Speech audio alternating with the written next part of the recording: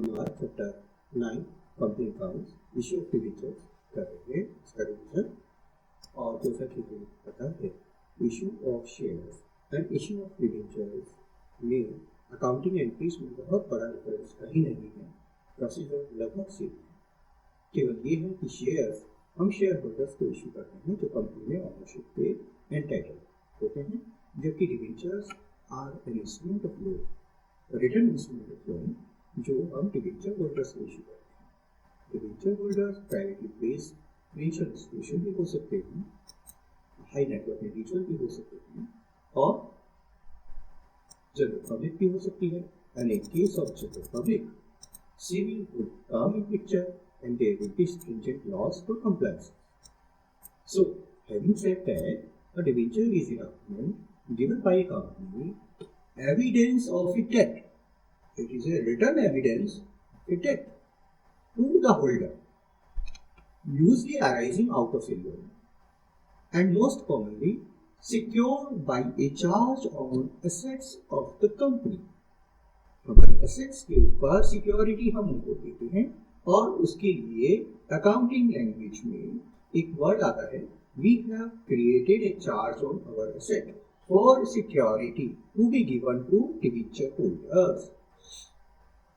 और जो ये डॉक्यूमेंट्री चार्ज हम क्रिएट करते हैं कि हमारी ये assets as a security we are giving to you, although we are utilizing those assets, but in case of default we have created a charge of your right on the asset, and that is registered with the registrar of companies. So this is Companies Act का terminology. Characteristics of और features of debenture हम जानते हैं। Return document होता है, it is a liability, loan, उसमें कोई interest rate mention होता है। इंटरेस्ट हमारी कंपनी के लिए एक चार्ज अगेंस्ट प्रॉफिट होता है। इट इज रिगार्डिंग बोरोइंग्स और द लोन्स। अब एक वर्ड यूज होता है बॉन्ड, जो कि उसके लिए सिनोनिमस है। And expression this becomes synonymous with the debt instrument where the rate of interest is not predetermined. Examples of bonds are deep discount bond और zero coupon bond. Zero coupon bond जिसमें कि कोई interest rate mention नहीं होता। Deep discount bond, उसके अंदर भी हम डिस्काउंट पर इतना इशू कर रहे हैं कि जब हम रिडीम करेंगे प्रिंसिपल, वो discount portion he compensation for interest हो जाता है। तो ये टर्म्स डीप डिस्काउंट बॉन्ड और जीरो कूपन बॉन्ड हम ऑलरेडी डिस्कस कर चुके हैं। तो इसलिए उन वर्ड्स में हम एक बॉन्ड का वर्ड इस्तेमाल कर देते हैं, हालांकि वो भी डिबेंचर ही होते हैं। बॉन्ड एक पुराना वर्ड है जो कि बहुत ही ज्यादा सिक्योरिटी वाली इंस्ट्रूमेंट को डेपिक्ट करने के लिए यूज किया जाता है। आज की टर्म्स में यदि कोई गवर्नमेंट इस तरह का डिबेंचर टाइप का इंस्ट्रूमेंट इशू करती है तो हम जनरली उसको बॉन्ड बोलते हैं। और यदि कारपोरेट वर्ल्ड इशू करता है, कंपनीज इशू करती हैं, तो या तो वो पब्लिक डिपॉजिट्स होती हैं या डिबेंचर्स होते हैं। एंड एनी अदर इंस्ट्रूमेंट, और कोई इंस्ट्रूमेंट, उससे क्या कंपैरिजन है डिबेंचर्स का? Definitely depends on other instruments की जो टर्म्स है। अब क्वेश्चन से आता है शेयर और डिबेंचर में क्या फंडामेंटल डिफरेंसेस हैं। हमें पता है ownership, return, redeeming, issue at discount, security, convertibility, voting rights, risk and priority in terms of repayment of principal amount, इस सब में डिबेंचर होल्डर्स अपर हैंड में रहते हैं। यदि हम डिबेंचर होल्डर और शेयर होल्डर्स में कंपैरिजन का क्वेश्चन करेंगे तब भी यही पॉइंट सामने आने वाला है। Now we come to the types of debentures. Types of debentures हम अलग अलग तरीके से डिफाइन कर सकते हैं, सिक्योरिटी के पॉइंट ऑफ व्यू से, रिडेम्पशन के पॉइंट ऑफ व्यू से, रजिस्ट्रेशन के पॉइंट ऑफ व्यू से एंड कन्वर्टिबिलिटी के पॉइंट ऑफ व्यू से। क्या ये सारी फीचर्स कुछ कम कुछ ज्यादा कुछ मिक्स करके कोई डिबेंचर इशू हो सकता है? Yes, there may be convertible, redeemable debenture. There may be partly convertible, non-redeemable debentures also. Similarly, loose debentures which may be convertible, redeemable, may be secured also. Those may be registered also or bearer. So, हमने ये categorization secured, unsecured, redeemable, unredeemable, registered, bearer, convertible, non-convertible के जो classification बनाए हैं, ये सारे flavour किसी एक डिबेंचर में भी हो सकते हैं। Now we come to the charge, जो मैंने अभी आपको एक्सप्लेन कर दिया, redemption, from record point of view then we have discussed about priority किसकी मिलेगी, फर्स्ट डिबेंचर्स या second debentures, and there is coupon के पॉइंट ऑफ व्यू से जहाँ पे इंटरेस्ट रेट मेंशन होता है या जहाँ पे इंटरेस्ट रेट मेंशन नहीं होता वो चीज कूपन रेट डिबेंचर्स हो गए, एंड कन्वर्टिबिलिटी के पॉइंट ऑफ व्यू से हमने सब डिस्कस किया। नाउ डिबेंचर होल्डर्स जब हम पब्लिक को इशू करते हैं तो large number of debenture holders होते हैं, तो क्या उनका कोई डेमोक्रेटिक सिस्टम होता है? हाँ, इतनी सारी डिबेंचर होल्डर्स को रिप्रेजेंट करने के लिए कुछ चुने हुए रिप्रेजेंटेटिव्स ट्रस्टी बनाए जाते हैं और एक ट्रस्ट डीड एग्जीक्यूट की जाती है जिसमें उनके राइट्स एंड ड्यूटीज को डिफाइन किया जाता है ताकि वो ऑल ओवर डिबेंचर होल्डर्स के इंटरेस्ट को प्रोटेक्ट करने के लिए कंपनी के साथ बातचीत कर सके और कंपनी के डिसीजंस के अंदर अपना कंसेंट दे सकें या अपोजिशन दे सकें। जब कोई कंपनी मेजर डिसीजंस करती है, restructuring, reorganisation, buyback, merger, acquisition, तो डिबेंचर ट्रस्टीज का उन स्कीम्स से पहले अपना से होता है। यदि कंपनी को कोई बोनस शेयर्स इशू करने हैं, कोई बाईबैक ऑफ इशू शेयर्स का करना है, तब भी डिबेंचर होल्डर्स जो कि कन्वर्टेबल है उनके भी राइट्स को सुना जाता है उससे पहले। तो debenture trustees they have to look after this interest. Now we come to the disclosure of debentures in balance sheet. This is very very important. हमने ये जान लिया कि इक्विटी एंड लायबिलिटीज में debentures would come under the liabilities, not the equity part, because those are borrowings, but those may be short term and long term borrowings. Short term and long term is a definition in the financial world, but from the accounting point of view से balance sheet का जो हमारा companies act में defined formats है उसमें दो ही classification है, non current, current. Current वो या तो वो हमारे ऑपरेटिंग साइकिल में हो या 12 मंथ्स हो। जनरली हम 12 मंथ्स लेकर के चलते हैं जब हमें ऑपरेटिंग साइकिल नहीं पता है। तो जो 12 मंथ्स के पीरियड में ड्यू होने वाला है उसे हम करेंट लायबिलिटीज में दिखाते हैं, और 12 मंथ से ज्यादा पीरियड में ड्यू होने वाला नॉन करेंट लायबिलिटीज में दिखाया जाता है। तो हम दिखाते कब हैं? हम बैलेंस शीट डेट पर दिखाते हैं। तो हमें डिटरमाइन कब करना है? हमें बैलेंस शीट डेट पर डिटरमाइन करना है कि वो उनकी मैच्योरिटी, उनका रिडेम्पशन कब ड्यू होने वाला है। वो बैलेंस शीट डेट 31 मार्च जो जनवरी होती है उससे 12 मंथ्स में ड्यू हो रहा है तो हम उसे करेंट लायबिलिटीज में दिखाएंगे। 12 मंथ्स के बियॉन्ड ड्यू हो रहा है तो हम उसे नॉन करेंट लायबिलिटीज में दिखाएंगे। नॉन करेंट लायबिलिटीज में हम कहाँ दिखाएंगे? हम नॉन करेंट लायबिलिटीज में लॉन्ग टर्म बोरोइंग्स भी दिखाएंगे और फिर नॉस्को अकाउंट्स में उनका पूरा डिपिक्शन करेंगे जिस तरीके से शेयर्स का करते। Long term borrowings 10,000, 9% debentures of rupees 100 each. Now 9% is the coupon rate and the 100 rupees is the face value and 10,000 is the number of debentures and total amount is 10. Now question यदि silent है तो हम उसको non current liabilities में ही दिखाएंगे यदि हमें clarity नहीं मिल रही है कि वो लॉन्ग टर्म लायबिलिटी है या शॉर्ट टर्म लायबिलिटी है या 12 मंथ्स में ड्यू है। नाउ शॉर्ट टर्म बोरोइंग्स हम कहाँ दिखाएंगे? डेफिनेटली करेंट लायबिलिटीज में दिखाएंगे, पर कहाँ? करेंट लायबिलिटीज में हम क्रेडिटर्स वगैरह नहीं दिखाएंगे, हम दिखाएंगे शॉर्ट टर्म बोरोइंग्स। फिर शॉर्ट टर्म बोरोइंग्स की डिटेल में हम नॉस्को अकाउंट्स में दिखाएंगे। सिमिलरली 10,000, 9% कूपन रेट, 10,000 डिबेंचर्स हमने बताया of rupees 100 is total on 10 lakh and bracket में हमें देना पड़ेगा क्योंकि हम उसे शॉर्ट टर्म बोरोइंग्स दिखा रहे हैं, रिडीमेबल ऑन 31 जनवरी 2021 और whatever may be the redemption. यदि हमारी कोई लॉन्ग टर्म डेट्स थे 5 साल पहले इशू करे थे, अब विद इन 12 मंथ्स पीरियड में वो ड्यू होने वाले हैं from our balance sheet date. अब उस केस में क्या हम उसे लॉन्ग टर्म लायबिलिटीज दिखाएंगे? नहीं, हम अब लॉन्ग टर्म लायबिलिटीज में से उसको हटा देंगे। अब हम उसे दिखाएंगे करेंट लायबिलिटी में, और करेंट लायबिलिटी में कहाँ दिखाएंगे? हम एक हेडिंग देंगे अदर करेंट लायबिलिटीज, और other current liabilities notes account में हम उसका पूरा डिपिक्शन देंगे। Current मैच्योरिटीज of long term debts, similarly 10,000 numbers, 9% debentures of 100 each, total 10 lakh, bracket में redeemable on this thing. Now we come to the next step. This is all about the disclosure into the balance sheet. अभी एक disclosure और बचा है, वो हम जो उस टॉपिक पर आएंगे तो डिस्कस। जैसे इशू ऑफ शेयर्स का मिनिमम सब्सक्रिप्शन होता है वैसे ही मिनिमम सब्सक्रिप्शन डिबेंचर्स का भी होता है। सेबी ने 75% लिमिट रखी है कि minimum 75% should be subscribed. Now यहाँ पर एक मैट्रिक्स है, क्या debentures cash other than cash या कोलैटरल सिक्योरिटीज में इशू किए जा सकते हैं? यस। जिस तरह से शेयर्स इशू किए जाते हैं as a cash, as a consideration other than cash, वैसे ही पर डिबेंचर्स हम एज ए कोलैटरल सिक्योरिटी और इशू कर सकते हैं, जो हम डिटेल में डिस्कस करते हैं। Debentures at the time of issue can be issued at par at premium, but as compared to shares it can be allowed to issue at discount. तो हमने अभी पढ़ा बी डिस्काउंट बोन, तो हम discount पे भी इशू कर सकते हैं। नाउ सिंपल केस पहला, जब हम कैश में इशू कर रहे हैं और एक बार इशू करेंगे। अब क्वेश्चन आता है तो क्या हम सारा पैसा एक बार में ले लेंगे या इंस्टॉलमेंट में लेंगे? सिंपल केस है, जब एक बार में ले लेंगे। फिर क्या केस आता है, क्या हमारा इशू फुली सब्सक्राइब हुआ, ओवर सब्सक्राइब हुआ, then there is again complexity.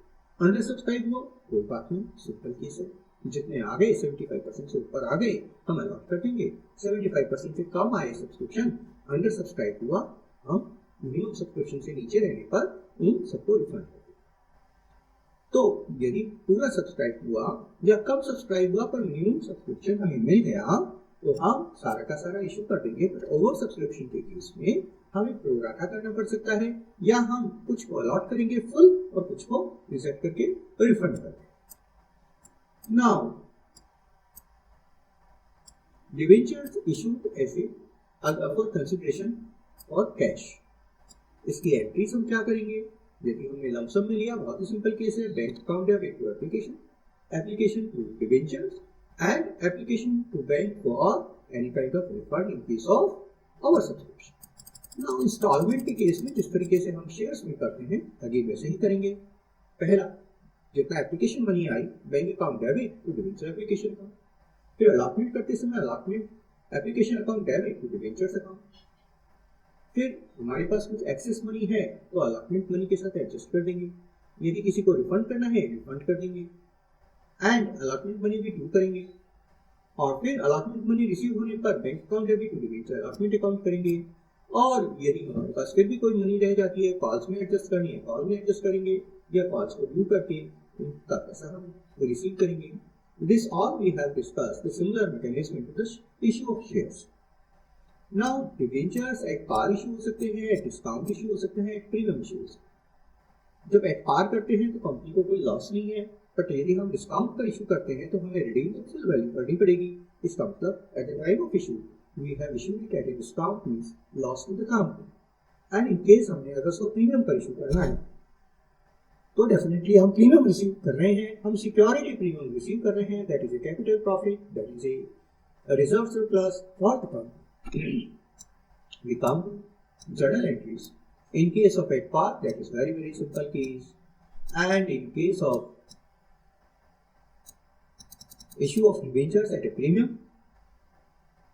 तो हमें ये ध्यान रखना है ये सिक्योरिटीज प्रीमियम में चला जाएगा प्रीमियम, और उसका यूज हमें पता है सेक्शन 52 सब सेक्शन 2 के तहत हमें 5 पर्पस में ही उसको इस्तेमाल करना है।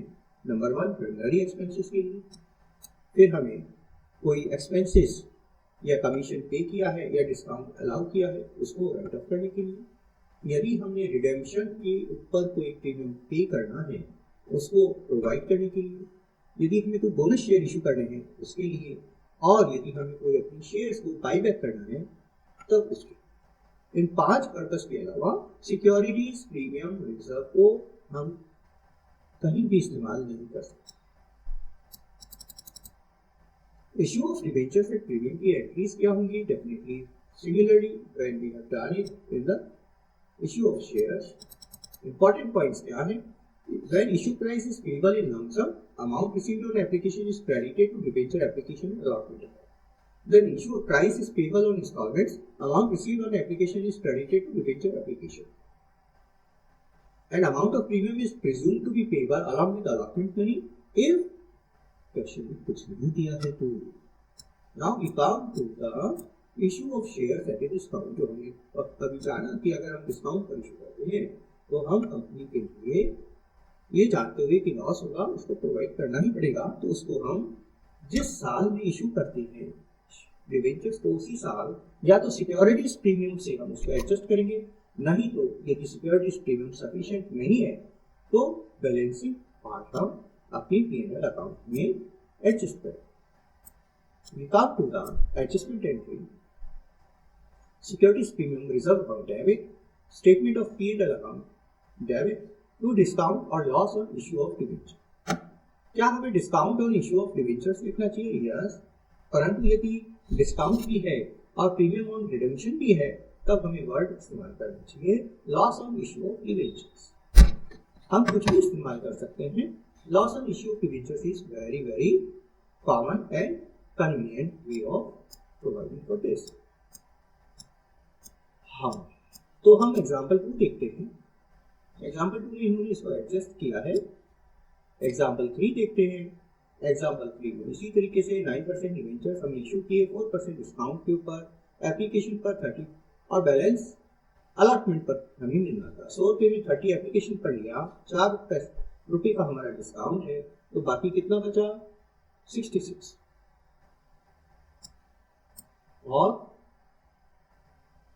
Bank account to debenture allotment देखिए 66 के रेट से हमने रिसीव कर लिया है और जो डिस्काउंट था वो हम सिक्योरिटीज प्रीमियम या P&L अकाउंट से एडजस्ट करें। Writing off discount on issue of debenture और loss on issue of debenture is discuss later in this chapter. Over subscription of debentures जो हमने पढ़ा, कई सारे सिनेरियो इसमें बनते हैं। पहला, रिजेक्टिंग एक्सेस एप्लीकेशन तो उनको रिफंड कर देते हैं। दूसरा, पार्शियल और प्रोराटा अलॉटमेंट तो हमारा थोड़ा कॉम्प्लेक्स हो जाता है कैलकुलेशन। तीसरा, combination of about two, definitely scenario बड़ा कॉम्प्लेक्स बन जाता है। क्या इन कॉम्प्लेक्स सिनेरियोज को हमने पढ़ा है? हाँ, इश्यू ऑफ शेयर्स में पढ़ा है। क्या हमें उनको वापस से इस चैप्टर में पढ़ना और समझना चाहिए? मैं कहूँगा रिपीटिशन होता है, बहुत अच्छी बात है। आप शेयर इश्यू ऑफ शेयर्स में पढ़ ही चुके हैं, let us go ahead. Pro data allotment and rejection, ये अच्छा एग्जाम्पल है। प्रो डाटा के केसेस में अंडर सब्सक्रिप्शन ऑफ डिवेंचर्स के केस में हमें पता है मिनिमम सब्सक्रिप्शन मिल गया तो हम 100% इशू कर देंगे, प्रो डाटा करने की जरूरत ही नहीं है। Under subscription of debenture issued at premium and issue price in instalment, complex problem है, अच्छा प्रॉब्लम है, करना चाहिए। Under subscription of debentures issued at par, issue price payable in installment, simple question है, नहीं करना। Issue of debentures for consideration other than cash, yes। क्या हमने शेयर्स में पढ़ा है other than cash? yes, पढ़ा है। क्या उसी तरीके से होगा? हाँ, बिल्कुल उसी तरीके से होगा। तो हम किस किस को इशू कर सकते हैं? हम कर सकते हैं प्रोमोटर्स को। क्यों? हम प्रोमोटर्स को इसलिए इशू कर सकते हैं क्योंकि उन्होंने कंपनी के कारपोरेशन में और प्रीलिमिनरी एक्सपेंसेस में खर्चा किया अपनी जेब से, तो हम प्रोमोटर्स को डिवेंचर इशू कर सकते हैं यदि कंपनी उनको कैश में पे नहीं करना चाहती। क्या हम अंडरराइटर्स को भी इशू कर सकते हैं? यस। क्या हम वेंडर्स को भी इशू कर सकते हैं? Now there is a catch, vendors को इशू तो कर सकते हैं, पर यदि हमारे पास जो एसेट्स उसके बदले में आएंगी यदि वो उतनी ही इक्वल अमाउंट की है जितना कि हम डिवेंचर इशू कर रहे हैं, कोई कॉम्प्लिकेशंस नहीं है। परंतु यदि हमारे पास एसेट ज्यादा आ गई और डिवेंचर जो वैल्यू के हम इशू कर रहे हैं कम के इशू कर रहे हैं, तो हमें क्या हो रहा है? प्रॉफिट हो रहा है, वो कैपिटल रिजर्व होगा। और यदि हमने एसेट्स कम दी और डिवेंचर जो इशू करे वो ज्यादा वैल्यू के करे, तो हमें लॉस हुआ, उसे हम गुडविल में लिखते हैं। क्या हम पढ़ चुके हैं? यस, पढ़ चुके हैं। देखिए tradable account in capital reserve account, यहाँ पे हम इसको एडजस्ट कर देंगे। व्हेन इक्वल रहता है तो sundry asset debit to sundry liabilities and difference in vendor account, and vendor account को डेबिट करके हम डिवेंचर इशू करके खत्म कर देंगे। परंतु यदि हमें ज्यादा या कम मिलती है एसेट्स, तो इस केस में हम क्या करेंगे? यदि हमें एसेट्स कम मिलती हैं तो sundry asset debit, goodwill account debit to sundry liabilities and balancing to vendor. यदि हमें एसेट्स ज्यादा मिलती हैं और डिवेंचर्स हम कम देते हैं तो हम करेंगे sundry assets debit to sundry liabilities to vendor, जितना हमें डिवेंचर पे करना है, और जो डिफरेंस जो हमें प्रॉफिट हो रहा है वो कैपिटल रिजर्व में क्रेडिट करेंगे। Now we come to another, क्या issue of debentures at par premium discount हो सकता है? यस, एट पार कर सकते हैं वेंडर्स को, एट प्रीमियम कर सकते हैं और एट डिस्काउंट भी कर सकते हैं। नाउ क्या ये डिबेंचर्स पर हमने डिस्काउंट पे इशू किया या प्रीमियम पर इशू किया, will this clash with capital reserve और गुडविल? नहीं, ये कभी भी क्लैश नहीं करेंगे। वेंडर अकाउंट में जितना हमने दिया, जब हम उसको पे करेंगे, वेंडर को जब हम पे करेंगे, उससे पहले हम कैपिटल और गुडविल की एंट्री कर चुके, राइट? अब हम वेंडर को जब पे करेंगे तब हमें देखना है हम एट पार पे इशू कर रहे हैं, well and good, simple case है। वेंडर को जब हम डिस्काउंट पर इशू कर रहे हैं तब डेफिनेटली हमारे लिए लॉस है। और वेंडर को यदि हम प्रीमियम पर इशू कर रहे हैं, हम जानते हैं प्रीमियम पर चाहे हम कैश में इशू करें चाहे वो वेंडर को दें, वो हमारे लिए प्रॉफिट है, that will be credited into securities premium reserve account. Oh yes, क्या नंबर ऑफ डिबेंचर कितने इशू करेंगे, इसके ऊपर क्वेश्चन आ सकता है। सिंपल केस, यदि हमने एट पार डिबेंचर इशू करे तो जो परचेज कंसिडरेशन हमारा तय हुआ, purchase consideration is not equal to net assets, it is assets minus liability equal to net assets. But हम परचेज कंसिडरेशन ज्यादा भी रख सकते हैं, कम भी रख सकते हैं, नेगोशिएशन पर डिपेंड करता है। यदि हम ज्यादा रख रहे हैं परचेज कंसिडरेशन तो डेफिनेटली हम गुडविल क्रिएट करेंगे, पर परचेज कंसिडरेशन जितना भी है उसको या तो हम कैश में पे करेंगे या हम डिबेंचर इशू कर रहे हैं। अब जब हम डिबेंचर इशू कर रहे हैं तो डिबेंचर कितने में इशू कर रहे हैं, क्या मतलब? यदि हम एट पार इशू कर रहे हैं 100 रुपये फेस वैल्यू का, तो हम 100 रुपये से डिवाइड कर देंगे तो नंबर ऑफ डिबेंचर आ जाएंगे। यदि हम डिस्काउंट पर इशू कर रहे हैं तो हम 90 रुपीज में इशू कर रहे हैं डिबेंचर, तो हम 90 से डिवाइड कर देंगे। यदि हम उसको प्रीमियम पर इशू कर रहे हैं से 5% premium, it means we are issuing one debenture at 105 rupees. यदि हम कैश में इशू करते तो 105 आते, तो हम उसको 105 से डिवाइड करेंगे, इशू प्राइस 105 हुआ तो नंबर ऑफ डिबेंचर्स आ जाएंगे कितने इशू हुए। This is very very important and tricky चीज। Now we come to the next. यहाँ यदि हम देखें issue of debentures to vendors at discount with part payment in cash, this is a tricky question.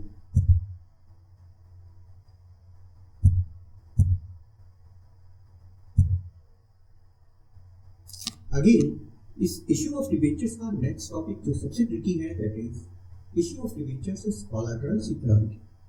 इसमें हमें कुछ नहीं करना, जो इंपॉर्टेंट पॉइंट है कि कोलैटरल सिक्योरिटी का अकाउंटिंग ट्रीटमेंट या तो होता ही नहीं, होता है तो डिस्क्लोजर पर्पस से। तो क्या किया है? पहली बात तो कोलैटरल सिक्योरिटी किसे कहते हैं वो हमें पता है। कोलैटरल सिक्योरिटी का मतलब है हमने जैसे एक मशीन खरीदी लोन लेकर, तो मशीन हमने मॉर्गेज कर दी, उसके अगेंस्ट में ही हमने लोन लिया है। तो यदि हमने लोन पे नहीं किया तो मशीन को जब्त करके उसको सेल करके अपना लोन रिकवर कर लिया। परंतु कई बार जब सेल करते हैं सेकंड हैंड मशीन को तो पूरा का पूरा लोन अमाउंट और आउटस्टैंडिंग अमाउंट रिकवर नहीं हो पाता, तो बैंक्स कहते हैं उस प्राइमरी सिक्योरिटी जो मशीन है उसके अलावा भी हमें एक सेकेंडरी सिक्योरिटी चाहिए जिसे कोलैटरल सिक्योरिटी कहते हैं। It is in addition to primary or principal security. So इस collateral security का कोई इफेक्ट तब तक नहीं होता जब तक कि हमने कोई डिफॉल्ट ना किया हो, और डिफॉल्ट करने के बावजूद भी प्रिंसिपल सिक्योरिटी एग्जीक्यूट करके उन्होंने अपना लोन रिकवर पूरी तरीके से ना किया हो, तब वो सेकेंडरी सिक्योरिटी मतलब कोलैटरल सिक्योरिटी के ऊपर अपना charge exercise. In that case तब तक एज ए सिक्योरिटी तो हमने उनको कुछ दिया है, तो हमें हमारी कंटिंजेंट लायबिलिटी तो है ना कि यदि ऐसा नहीं हुआ वैसा हुआ तो क्या होगा, तो वो हमें अपनी बैलेंस शीट में डिस्क्लोजर दिखाना चाहिए। क्या दिखाना चाहिए? तो हमें अकाउंटिंग एंट्री पास करनी चाहिए। There are two school of thoughts. Number 1, हम कोई एंट्री पास ना करें और जहां वो लोन दिखाना है, long term loan short term loan जो भी था, उस लोन के नीचे ब्रैकेट में दिखा दें हमने कोलैटरल सिक्योरिटी के तहत इनको इतने नंबर ऑफ डिबेंचर्स, इतनी कूपन रेट इंटरेस्ट के हमने इस मैच्योरिटी पीरियड के इशू करते हैं। दूसरा मेथड क्या है, हमको एक अकाउंटिंग एंट्री पास कर, पर हमारे पास लोन तो एक ही आया था, वो लोन और एसेट्स में हमारा दिख ही रहा है, बैंक अकाउंट बढ़ गया और वो बैंक का लोन बढ़ गया। अब हम एंट्री क्या पास करेंगे कि डबल एंट्री हो जाए, तो यस हम इसकी डबल एंट्री करने के लिए एसेट भी बढ़ाएंगे और लायबिलिटी भी दिखाएंगे। तो हम एसेट करेंगे इतना परसेंट डिवेंचर अकाउंट क्रेडिट और डेबिट कर देंगे डिवेंचर सस्पेंस अकाउंट, और दोनों को कहाँ दिखाएंगे, अलग अलग लायबिलिटी और एसेट्स में नहीं, हम दिखाएंगे लायबिलिटी में ही। तो कहाँ दिखाएंगे, देख लेते हैं।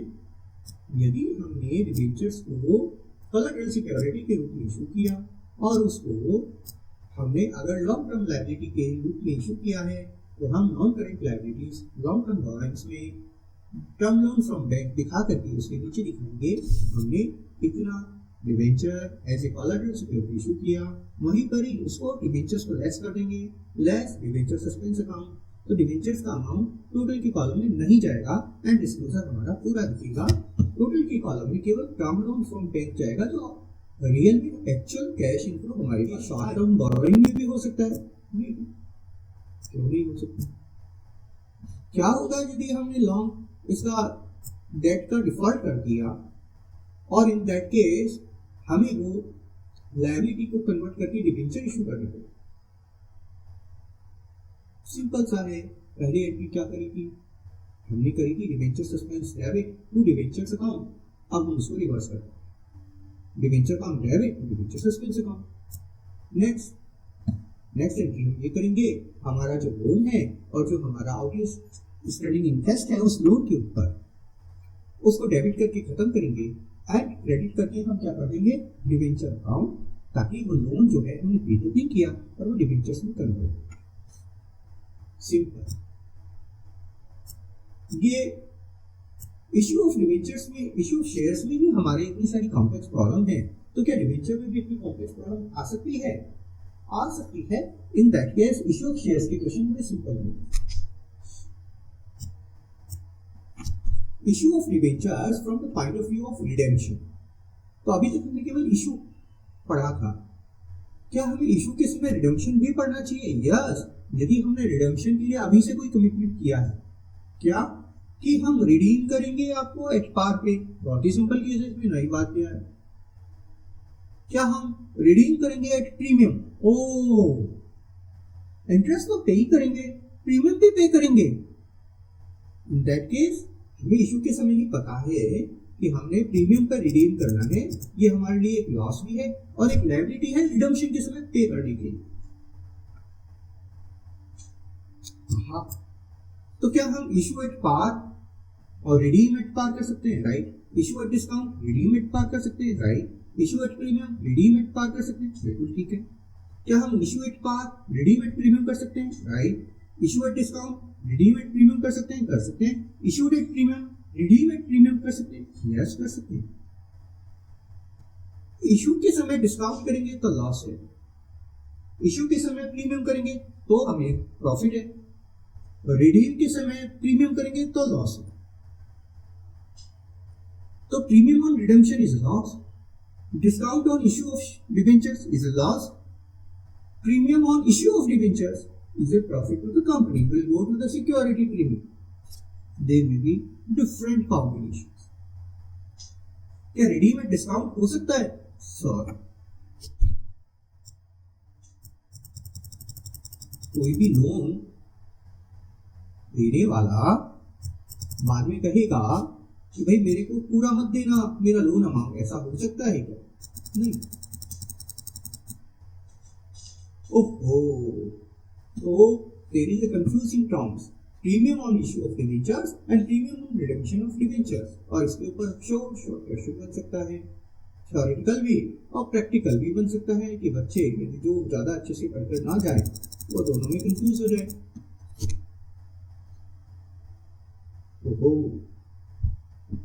तो हमें यदि हमने इशू किया डिस्काउंट पर और इशू करते समय हमने वायदा भी कर दिया कि हम रिडीम करेंगे प्रीमियम पर, हमें तो डबल लॉस हो रहा है, हाँ हो रहा है, तब हम क्या करेंगे?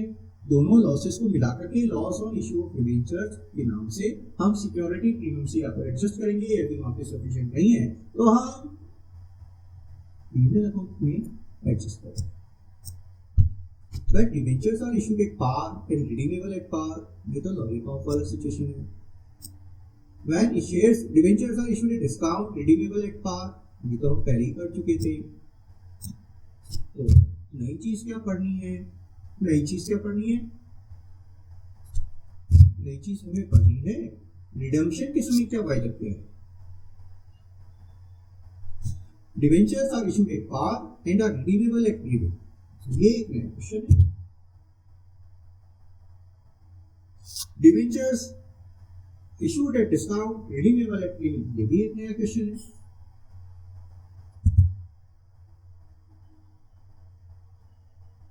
तो premium on redemption of debenture हमारे लिए लॉस भी है, हमारे लिए लायबिलिटी भी है, राइट। तो हम इसको कैसे दिखाएंगे, क्या करेंगे? यस, जो लायबिलिटी अकाउंट है उसको हम नॉन करेंट लायबिलिटीज में दिखाएंगे under the head other long term liabilities.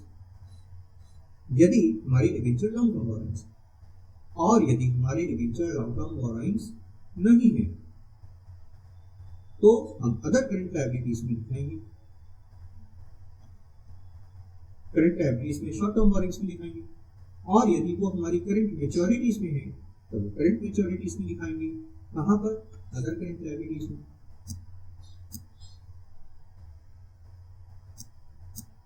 So accounting entry हम करेंगे यदि हमने उसको एक पार इशू किया है तो debenture application allotment account debit, loss on issue of shares, loss on issue of debentures account debit to debentures account with full face value and to premium on redemption of debentures account, जो हमारी liability account है। तो जो हमारी liability है premium की 80,000 वो एक लायबिलिटी अकाउंट में क्रेडिट किया, और लॉस जो है वो तो डेबिट करना था, वो loss on issue of debentures में हमने डेबिट, जो डेबिट किया loss on issue of debentures will go to the P&L, और जो क्रेडिट किया premium on redemption of debentures it will go to the balance sheet in the liabilities.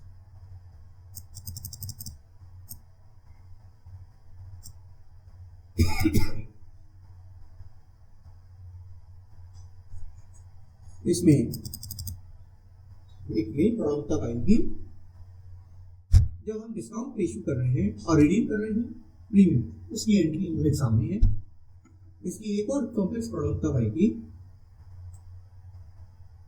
जब हमने instalment में पैसा लेना है और हम उसको डिस्काउंट पर या प्रीमियम पे इशू कर रहे हैं और रिडीम कर रहे हैं प्रीमियम।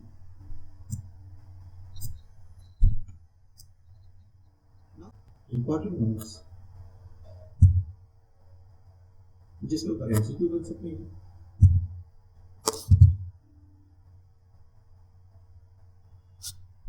और द लास्ट सिनेरियो इज हमने प्रीमियम पर इशू किया, रिडीम भी प्रीमियम पे करेंगे, वेरी गुड। तो हमें प्रॉफिट भी हो रहा है इशू करते समय, और हम लॉस का भी प्रोविजन कर देंगे प्रीमियम ऑन रिडेम्पशन पर। Difference between discount on issue of debentures and loss on issue of debenture. Sorry confusion.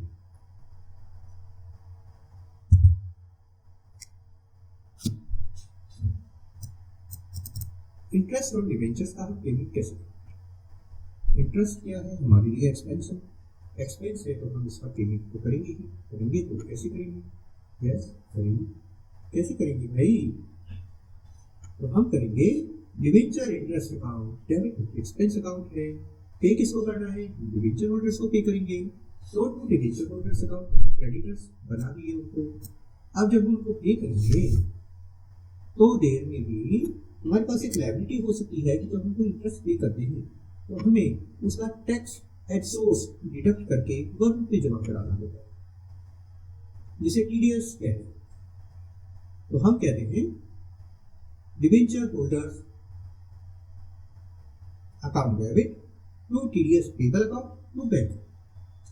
हम उसके बिहाफ पर बैंक में से कम पैसा पे करते हैं और उसका पैसा जो रोक लेते हैं वो टीडीएस के कारण रोकते हैं, और टीडीएस हम गवर्नमेंट में जमा करा करके उनके बिहाफ उसकी डिटेल गवर्नमेंट को देते हैं कि भाई इनको इतना जो टैक्स हम काट करके आपके पास जमा करा रहे हैं, इस टैक्स का बेनिफिट उनको दे दीजिएगा। ये उनके बिहाफ पर हम पैसा आपका जमा करा रहे हैं, तो वो उनका टैक्स एट सोर्स काट करके हमें जमा तो करा दिया, हमें न कोई प्रॉफिट होगा न लॉस।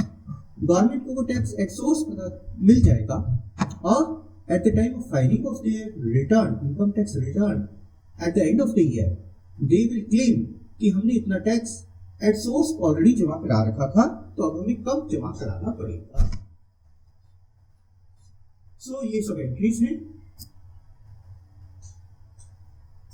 और ये इंपॉर्टेंट पॉइंट्स टू रिमेंबर हैं। इंटरेस्ट से रिलेटेड कुछ क्वेश्चंस हैं। अब आता है last point, writing off discount और loss on issue of debenture. हम कहां से एड्रेस करेंगे? सिक्योरिटी प्रीमियम रिजर्व से और उसके बाद P&L अकाउंट से। डिस्काउंट या loss on issue of debentures balance sheet में कहां और कैसे दिखाया जाएगा? हम दिखाएंगे उसको रिजर्व्स एंड सरप्लस में। सिक्योरिटी प्रीमियम रिजर्व अकाउंट, उसमें इसे लेस करेंगे। Discount on issue of debentures return of, और बैलेंस शीट फिगर हम सिक्योरिटी प्रीमियम रिजर्व का दिखाएंगे। और यदि हमने उसको P&L के बैलेंस से रिड्यूस किया है, वहां से उसको रिड्यूस करके दिखाएंगे। So simple.